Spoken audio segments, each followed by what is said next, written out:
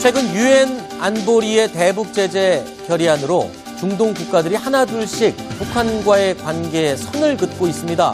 그러면서 중동에서 외화벌이에 나섰던 북한의 노동자들 모두 짐을 싸서 북한으로 되돌아가고 있습니다. 자, 이로 인해서 북한 당국에서는 대외 선전용 매체 우리 민족끼리를 통해서 비난의 말들을 쏟아내고 있습니다. 어떤 말들을 쏟아냈는지 보시죠. 이들은 편리하게 잘 꾸려진 숙소들에서 푸짐한 식생활 조건을 보장받고 있으며 안정적인 휴식을 취하고 있다. 휴식일이나 명절날에는 여러 가지 체육 경기도 조직하고 주재국에 있는 명소들이나 역사 유적들도 돌아보면서 견문도 넓히고 쌓인 피로도 말끔히 가시고 있다. 대방과의 공사 계약 기간이 남아있는 조건에서 그 기간에 다음 대상을 위해서 조국의 휴가 갔다는 의상을 놓고 이렇게 날짜에 세계 보도하는 그런 파렴치한 날강제적 행위들이 계속 진행되고 있습니다. 자, 일단 카타르 지역에 있는 북한의 파견 노동자들 전원 다 지금 북한으로 되돌아갔습니다. 다른 지역들도 마찬가지인데 일단 외화벌이가 끊기면 북한은 치명적일 수밖에 없죠. 그렇죠. 이게 통치 자금에 치명적인 타격을 받을 수밖에 없고, 사실상 북한의 통치 자금이라는 게 거의 달러로 미화로 이제 쭉 이미 몇십 년 동안 집행이 되어 왔기 때문에 네. 김정은 정권에게는 저런 지금 여러 가지 중국이나 러시아나 근방에서의 어떤 외화벌이도 감소되겠지만 중동 나라들에서의 외화벌이 건설 이런 분야에서는 아마 심대한 타격이 될 겁니다. 네, 그렇군요. 자, 실제로 대북 제재의 영향이 큰 건지 데이터를 통해서 설명을 해주시죠, 허만섭 차장님. 예, 쿠웨이트 같은 경우에는 6천 명이었다가 2천 명으로 줄었고요. 아하. 카타르 같은 경우에는 월드컵 2022년 월드컵 경기장 건설 특수가 있어가지고 원래 2천 명 정도 근무했었으나 지금 네. 한 500명 가까이 감소했고 지금 신규 비자 발급이라든지 이런 부분들이 지금 이제부터는 금지가 되는 그런 상황입니다. 그렇군요.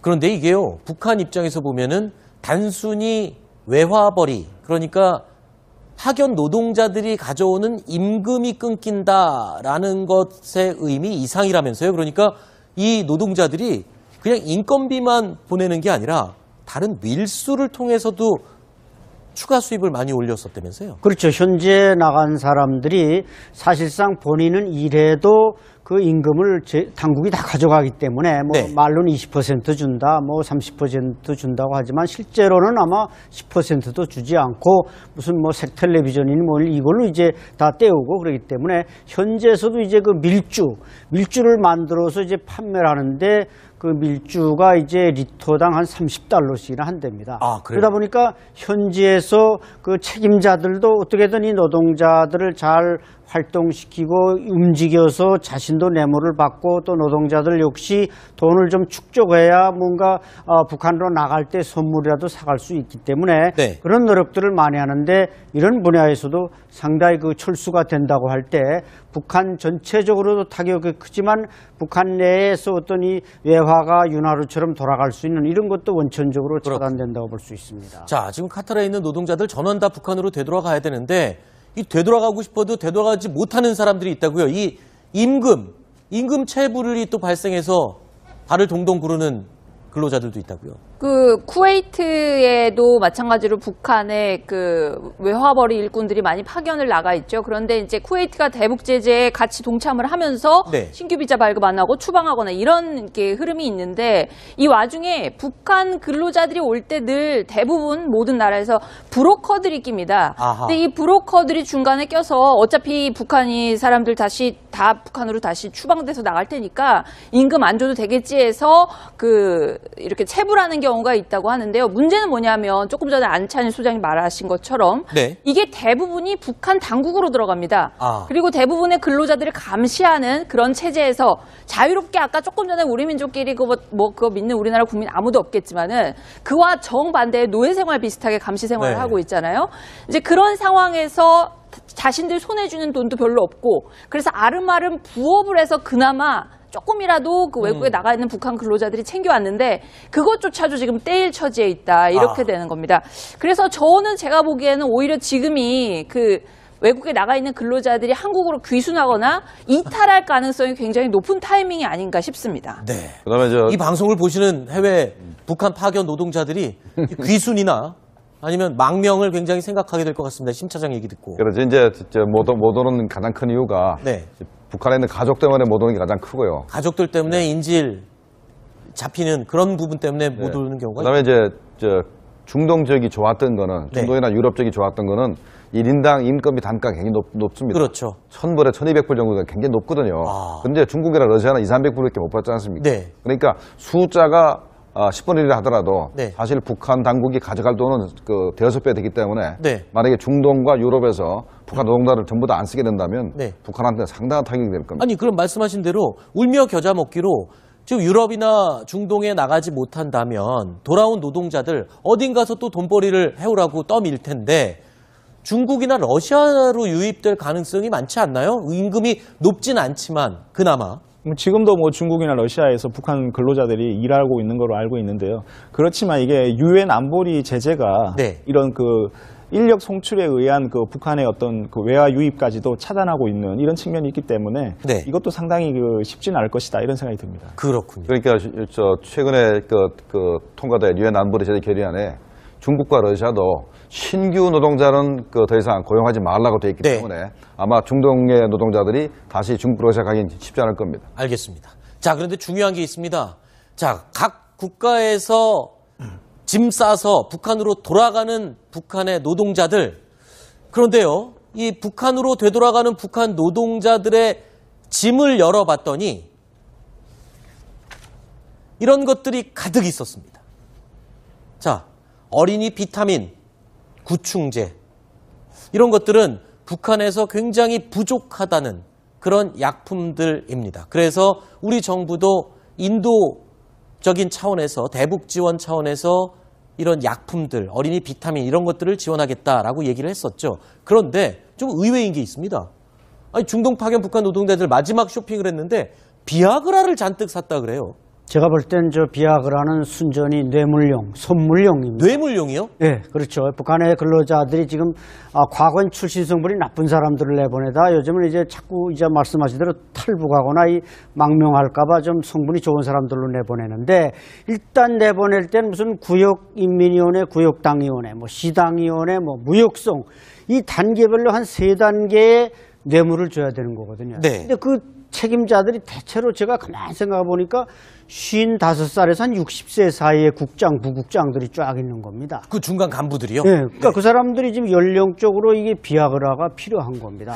그러니까 북한에서도 요즘 그 탈북자들이 증언에 따르면은 이렇게 그 말하자면 자기 와이프만 데리고 사는 사람이 없답니다. 힘쓰는 사람들은 다 뭔가 이렇게 애인이 있다 보니까 거기에 쓰려고 사가지 북한에서 나름대로 비아그라 만드는데 그거 가지고는 저 뭔가 성능이 시원치 않으니까 이 사람들이 저걸 갖다 바쳤을 때 다음 또 출국할 때나 외화벌이 나가려면 바로 패스가 되기 때문에 저걸 가지고 가고 그다음 무슨 구충제나 어린이 비타민 역시 제가 볼 때는 저걸 장마당에 갖다 팔을 가능성이 높거든요. 팔면은 그것도 돈이 되고 북한이라는 게 상비약이 없기 때문에 네. 그냥 마약을 막 상비약으로 쓸 정도 아니겠습니까? 네네. 그러다 보니까 어쨌든 저거 가져가는 사람도 다 뭔가 요긴하게 수요가 있어서 가져가는 것이지. 네. 과거에는 무슨 그 양주라든지 뭐 담배라든지 이게 선물로 되는데 요즘 선물이 완전히 패러다임이 바뀌었군요. 바뀐 겁니다. 그렇군요. 그 이미 몇십 년 동안 그 집행이 되어 왔기 때문에 네. 김정은 정권에게는 저런 지금 여러 가지 뭐 중국이나 러시아나 근방에서의 어떤 외화벌이도 감소되겠지만 중동 나라들에서의 외화벌이 건설 이런 분야에서는 아마 심대한 타격이 될 겁니다. 네, 그렇군요. 자, 실제로 대북 제재의 영향이 큰 건지 데이터를 통해서 설명을 해주시죠, 허만섭 차장님. 예, 그 쿠웨이트 같은 경우에는 이제 6,000명이었다가 2,000명으로 줄었고요. 아하. 카타르 같은 경우에는 그 월드컵 2022년 월드컵 그 경기장 건설 뭐 특수가 있어가지고 원래 2,000명 정도 근무했었으나 지금 네. 한 500명 가까이 감소했고 지금 그 신규 비자 발급이라든지 이런 부분들이 지금 이제부터는 금지가 되는 그런 상황입니다. 그렇군요. 그런데 이게요, 북한 입장에서 보면은 단순히 외화벌이, 그러니까 파견 노동자들이 가져오는 임금이 끊긴다라는 것의 의미 이상이라면서요. 그러니까 이 노동자들이 그냥 인건비만 보내는 게 아니라 다른 밀수를 통해서도 추가 수입을 많이 올렸었다면서요? 그렇죠. 현재 나간 사람들이 사실상 본인은 일해도 그 임금을 당국이 다 가져가기 때문에 뭐 네. 말로는 20% 준다, 뭐 30% 준다고 하지만 실제로는 아마 10%도 주지 않고 무슨 뭐 색 텔레비전이니 뭐 이걸로 이제 다 떼우고 그러기 때문에 현재에서도 이제 그 밀주를 최근 유엔 안보리의 대북 제재 결의안으로 중동 국가들이 하나둘씩 북한과의 관계에 선을 긋고 있습니다.